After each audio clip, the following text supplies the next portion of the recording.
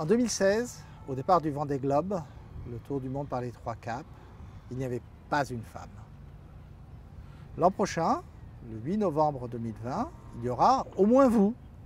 C'est sur vos épaules que pèse le poids de reféminiser la voile française. Comment vit-on ça?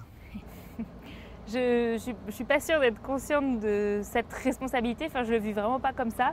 Moi c'est avant tout une chance d'être une femme, on m'a donné aussi cette chance-là de faire le Vendée Globe parce que je suis une femme, ça a été un des critères de sélection de l'équipe Banque Populaire.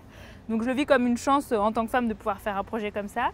Je pense que ma principale responsabilité en tant que femme, c'est tout simplement de montrer qu'on peut envisager ce genre de projet, que c'est pas parce qu'on est une femme qu'on peut pas faire ça. Il n'y a pas de classement, il n'y a pas de classement féminin.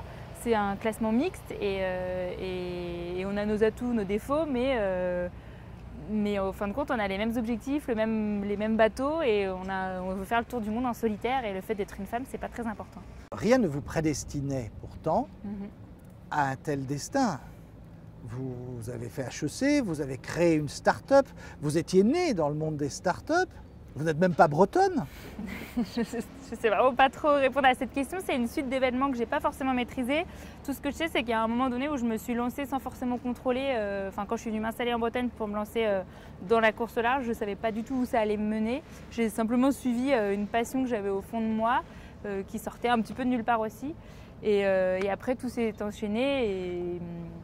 Et voilà, je me suis lancée, quoi. J'ai juste essayé de me créer une chance, mais je ne savais pas trop vers où ça allait me mener.